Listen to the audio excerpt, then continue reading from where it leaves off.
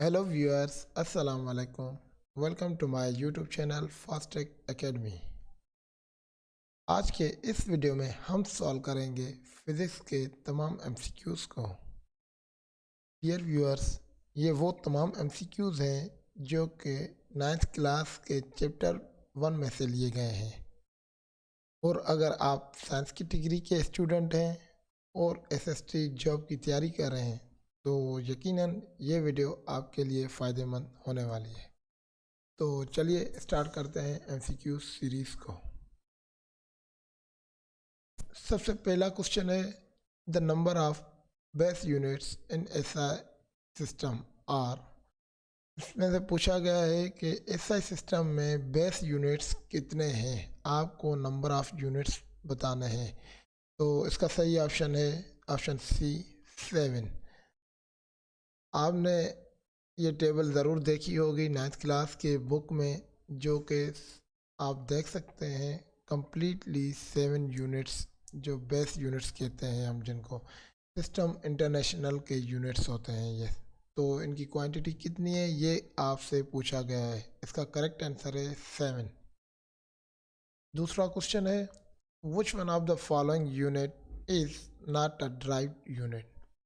इन नीचे दिए गए ऑप्शन में से कौन सा यूनिट ड्राइव्ड क्वांटिटी नहीं है। आपने पढ़ा था, एक होते हैं हमारे पास बेस क्वांटिटीज़, दूसरी होती हैं ड्राइव्ड क्वांटिटीज़। तो उनके यूनिट्स को हम base units and derived units कहते हैं। तो नीचे दिए गए 4 ऑप्शन हैं हमारे पास। ए पे है पास्कल, बी है किलोग्राम, सी है न्यूटन एंड डी है वाट। तो क्वेश्चन में कहा गया है इन चारों में से कौन सा यूनिट है जो कि ड्राइव्ड क्वांटिटी नहीं है, सॉरी ड्राइव्ड यूनिट नहीं है। तो इसका सही ऑप्शन है किलोग्राम, जो कि हमारा बेस यूनिट है। थर्ड क्वेश्चन की तरफ आते हैं। तो थर्ड क्वेश्चन है, amount of substance in terms of numbers is measured in. इसका करेक्ट आंसर है option D mole. Amount of substance का जो यूनिट है, इस यूनिट में हम मेजर करते हैं, वो है मोल। फोर्थ क्वेश्चन की तरफ आते हैं। An interval of 200 microsecond is equivalent to. इसमें पूछा गया है 200 माइक्रोसेकेंड किस के बराबर होगा। इन चारों ऑप्शन में से आपको सॉल्व करके बताना है।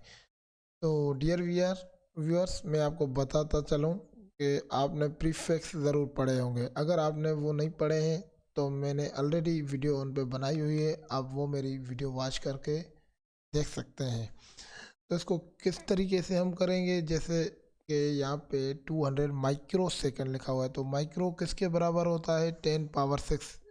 ये मैंने तकरीबन टेबल्स के स्क्रीनशॉट्स भी यहाँ पे लगाए हैं आपके रेफरेंस के लिए। तो हम माइक्रो को रिप्लेस करेंगे 10 पावर 6 के साथ, एंड हमारे पास 200 है तो डबल ज़ीरो जो है वो हमारा रिप्लेस हो जाएगा 10 पावर 2 के साथ।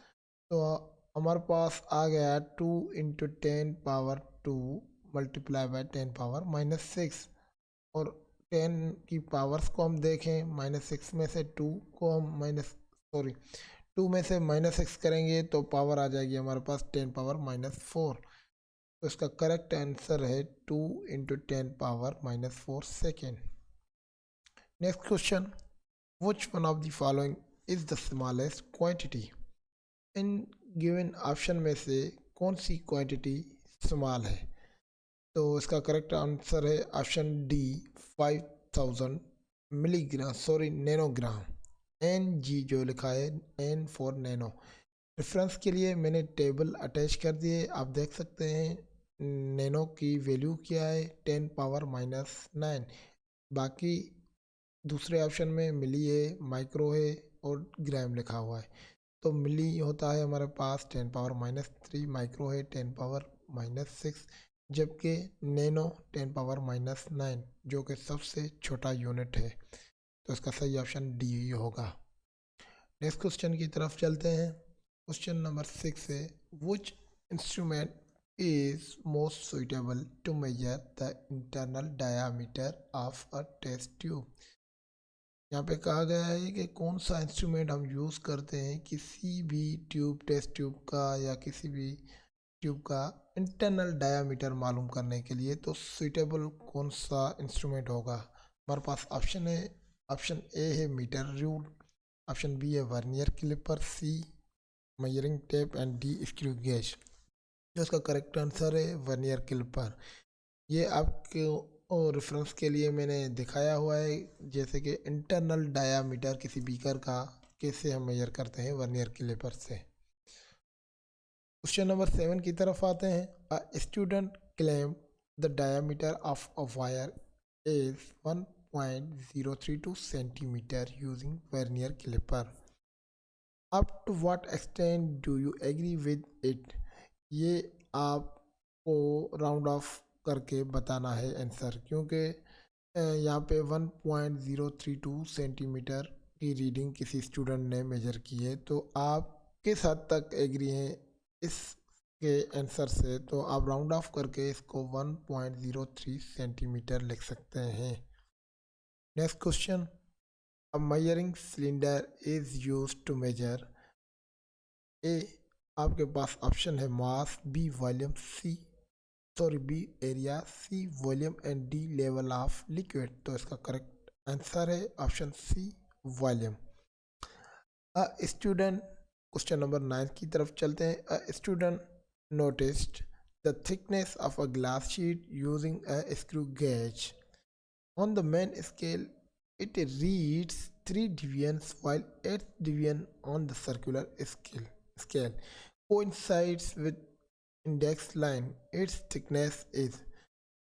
यहाँ पे एक स्टूडेंट ने मेजरमेंट की है किसी चीज़ की, तो उसकी आपको स्क्रू गेज के थ्रू जो डिवीजन आई है, उसकी रीडिंग आई है, वो आई है जो उसकी स्क्रू की मेन जो डिवीजन होती है उसकी 3 डिवीजन्स रीडिंग आती है मेन स्केल पे, जबकि 8 डिवीजन्स आई है सर्कुलर डिवीजन पे। तो आप उसको किस तरीके से उस थिकनेस को रिप्रेजेंट करेंगे, तो ये एमसीक्यूज आपका स्क्रू गेज में से लिया गया है। इसका करेक्ट आंसर आएगा 3.08 मिलीमीटर, क्योंकि हमारा जो स्क्रू गेज होता है उसकी रीडिंग हम मिलीमीटर्स में काउंट करते हैं। बाकी ऑप्शंस आपके पास सेंटीमीटर्स में है और मीटर में है, तो ऑप्शन सी जो है वो करेक्ट आंसर है। नेक्स्ट क्वेश्चन है significant figure in an expressions are.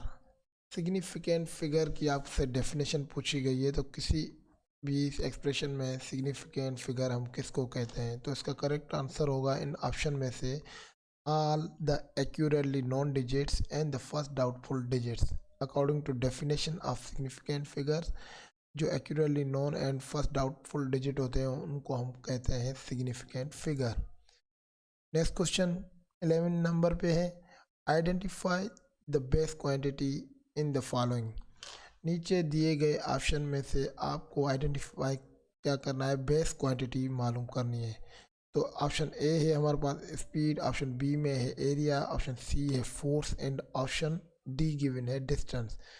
तो बाकी ए, बी और सी ऑप्शन हमारे पास हैं ड्राइव्ड क्वांटिटी, जबकि डी ऑप्शन है वो हमारे पास है डिस्टेंस, जो कि हमारी बेस क्वांटिटी है, करेक्ट आंसर है। तो डियर व्यूअर्स, ये थे आज के एमसीक्यूज़। बाकी एमसीक्यूज़ के लिए अगले वीडियो की तरफ चलते हैं, तब तक के लिए टेक केयर।